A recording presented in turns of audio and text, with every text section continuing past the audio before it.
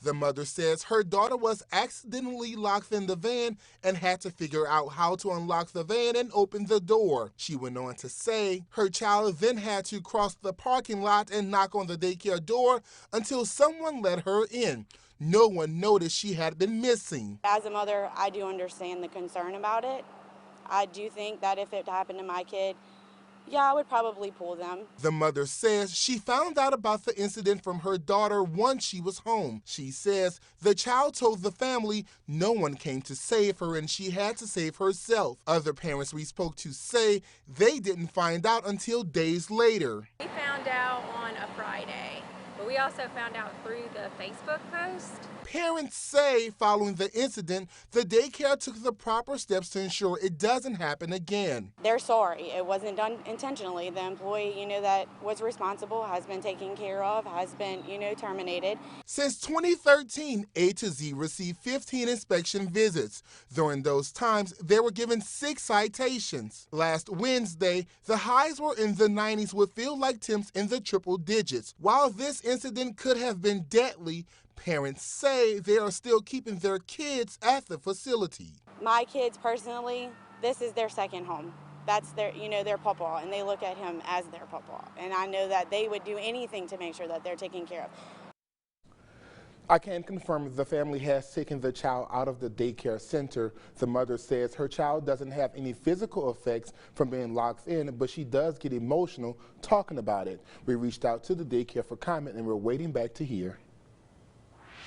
All right, Jonah Gilmore there for us. New at 10, Ascension Parish Sheriff's deputies are equipping themselves with a social networking tool to better communicate with neighbors. Sheriff Bobby Weber says his office will use the Nextdoor social network. The site is serving as a tool for communities to interact with each other about anything happening in their neighborhoods. Weber says they'll use it to share important news and emergency notifications. Well, the family of a Baton Rouge teen accused of killing his father is speaking out now, saying the 17-year-old was abducted and abused for most of his life. Anthony Tomplay is charged with manslaughter for allegedly shooting his father, who Tomplay says was drunk and aggressive during an argument. The teen's sister says their father took Tomplay from their home in Texas when he was just 5 years old against their mother's wishes and frequently abused him. Baton Rouge court records do show a custody case for the teen back in 2007, though it is unclear how that case was settled. 2 young boys are with family tonight after investigators say their mother's boyfriend shot and killed her and 2 others.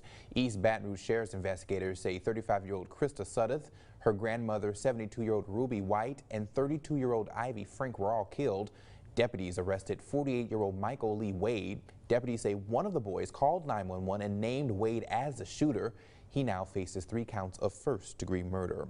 One of Wade's friends talked exclusively to NBC Local 33, saying while he's shocked to hear the crime, he knew Wade was capable of doing such a thing.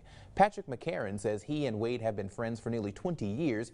He says despite the charges against Wade, McCarron says he still wants to remain friends with him. You can hear what else he has to say about Wade by looking for this story on the Be Our Proud app. In our nation's capital, the U.S. Supreme Court makes a landmark decision regarding whether it's acceptable to ask about a voter's citizenship in a census. Justices blocked the Trump administration from asking people if they're U.S. citizens during the 2020 census. In a majority opinion, Chief Justice Roberts wrote the government failed to give good reasoning why the citizenship question should be added to the census. Although the court shot down the idea, experts say they did not rule it unconstitutional. Judicial experts say it's unlikely an unconstitutional ruling would happen before the 2020 forms are finalized and printed. Meanwhile, Congressman Garrett Graves sent out a statement regarding the Supreme Court's decision on blocking the citizenship question. He says, "I am incredibly disappointed by the Supreme Court's decision to block the reinstatement of a citizenship question." He goes on saying it cuts against the reason we do census to ensure accurate representation. Continuing coverage tonight on those cell phone towers. Homeowners are worried about their property values, so we sent NBC Local 33's Kara Sincere to talk to the experts who say it all depends. Since cell towers started popping up in neighborhoods around town, folks living there have one big question. what happens to my property value? One day this pole went up and it really changed all of that. You know, I was in the middle of looking at home renovations and suddenly my home is worth less money. But experts disagree. It's more like a school zone sign warning you that you're entering a school zone to slow down.